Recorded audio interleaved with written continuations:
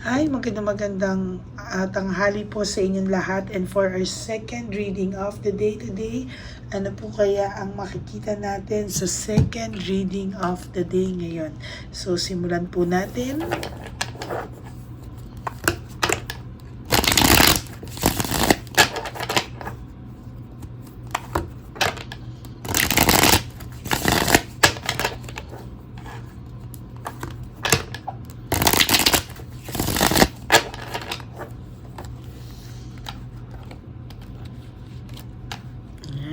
Okay, 1, 2, 3, 4, 5, 6, 7, 8, 9, and 10.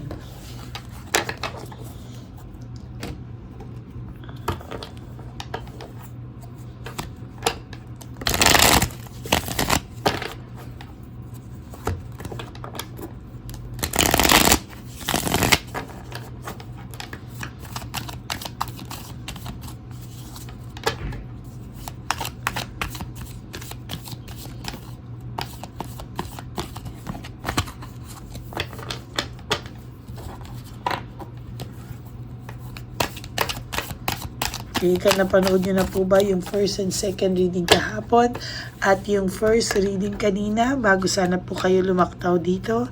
So, pili pa po tayo ng 10. 1, 2, 3, 4, 5, 6, 7, 8, 9, and 10.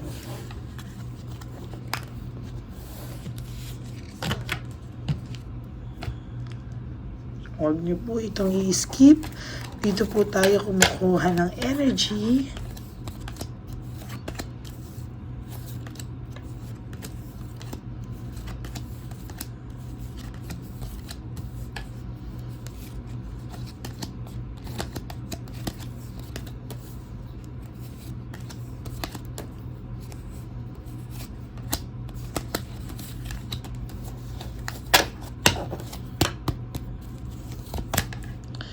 Tension at broken communication. So nakikita ko po sa taong nyo, sa tao ninyo ay talagang wala po siyang malalim na nararamdamang saya. Panay tension po and imbalance po ang nararamdaman niya sa mga oras na to.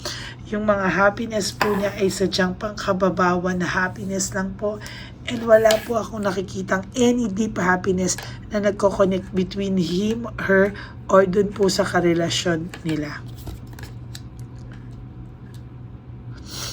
I mean, doon kung may third party po So, gusto po nito ng bagong pagkakaabalahan na naman.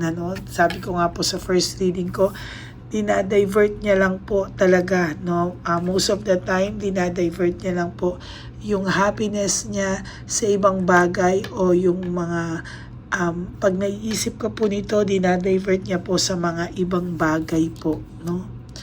There is this friendship happiness, pwede rin po panay ang labas, panay ang inom, panay ang gimmick, or for some of you, nalulunod din po sa bisyo. Meron pong pagkalunon sa bisyo. There is this also self-confidence.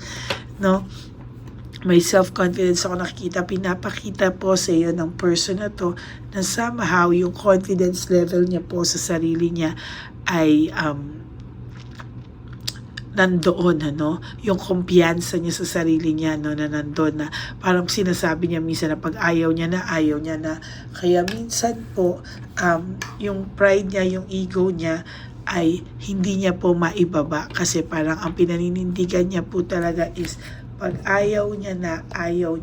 Kaya kahit na hirap po ang person na ito, sa totoo lang, ay pinipilit niya pa rin pong pinipilit niya po talagang magpakatatag, para sa mata mo. Hindi mo po malalaman na lack of direction ang buhay niya ngayon, and there's conflict here,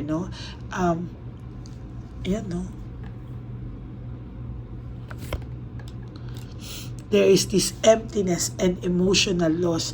Sa totoo lang po ay punong-puno po ng emptiness yung buhay niya, punong-puno po siya ng emptiness, emotional loss. Ayan o. Ay, papakiramdaman ko lang po sandali.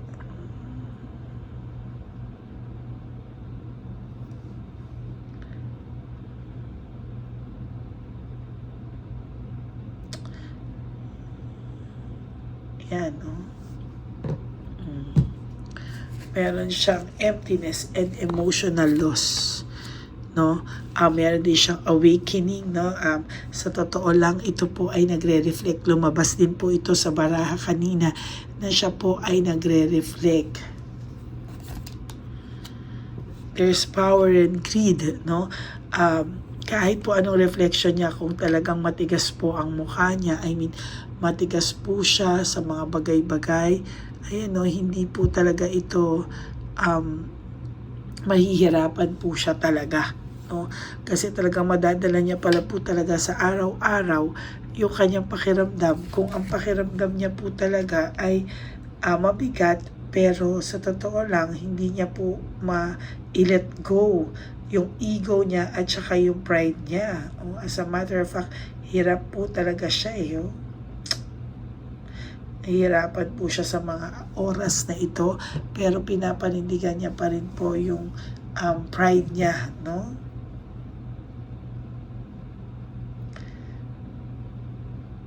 Yan.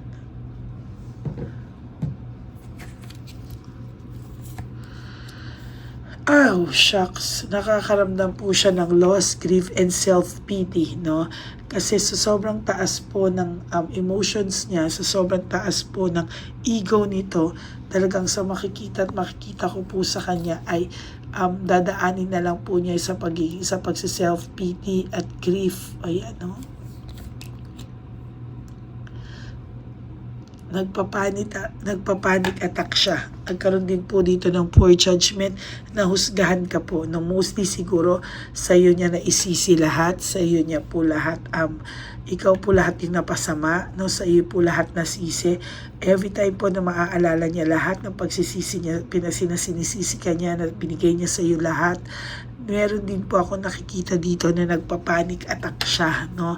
Aaligaga siya na hindi niya alam bakit gano'n, na parang nakukonsensya siya na hindi niya maintindihan.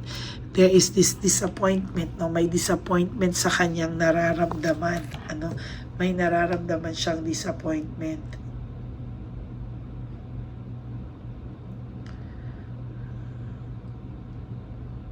Yan. There's weakness and manipulation, no? Sa totoo lang po, namamanipulate niya po yung sarili niya, no? Yung mga kahinaan niya na itatago niya po. Magaling po siyang magtakip sa totoo lang ng kanyang feelings at kung ano man po yung talagang nararamdaman niya at dinadala niya sa mga oras na to. Sa totoo lang, kayang-kaya niya po, there is this jealousy, no? Ayan, grabe.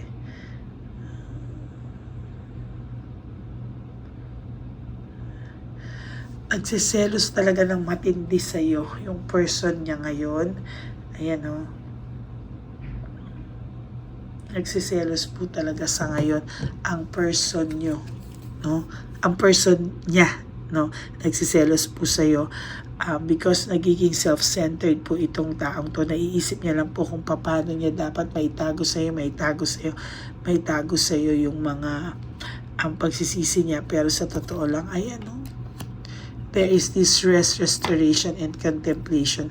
Sa totoo lang po, gusto niya po ng rest sa buhay niya. Gusto niya po maging maayos. Gusto niya po munang itawid kung ano po yung dapat niyang itawid, no, bago siya talagang tuluyang magkaroon ng peace of mind. Hindi po siya talaga magkakaroon ng peace of mind until maisip niya po talaga na ibaba yung pride niya. Until magkaroon siya ng ganong realization, hindi po siya magiging masayang totoo. mawawala po talaga yung kanyang mawawala po talaga yung kanyang ego, yung pride. Pag naibaba niya po yun, then he will have yung peace of mind o yung hugot na talagang malalim na saya. But as of the moment, hanggang hindi niya po tinatanggap sa sarili niya yan at i-blame niya po sa iyo lahat, ipapasa niya po ang lahat ng blame sa iyo, he or she will never be happy. No? Parang ipapanish lang po siya, no? Panay karma lang po ang dadating sa kanya because of excess pride, no? Talagang panay po siya pride, kaya yan po ang mangyayari sa kanya.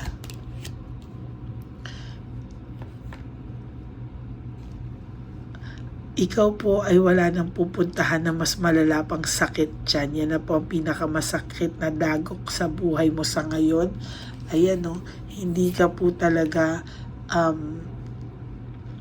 hindi ka na po masasaktan pa. Willpower, inspiration, and desire, sa totoo lang po,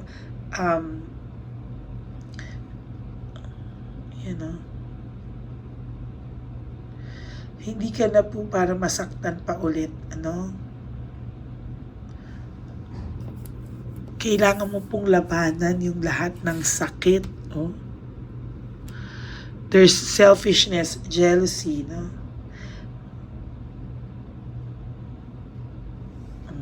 Meron po ako nakikitang selfishness dito and jealousy na patuloy niya pong dadalhin kahit saan po siya makarating. Hanggang hindi niya po yan nababago. Ayan po. So that's it for your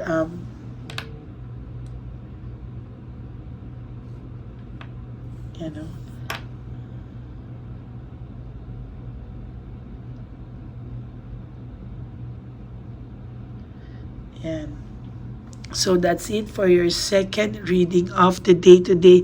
Yung nakikita ko pong selfishness niya dito ay grabe. Ay nako.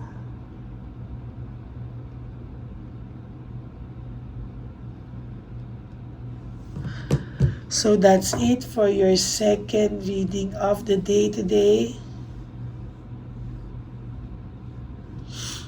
Sana po ay naka-resonate kayo, and if you do, please give me a like and comment down below para po malaman ko naman po kung ano po yung mga feelings nyo.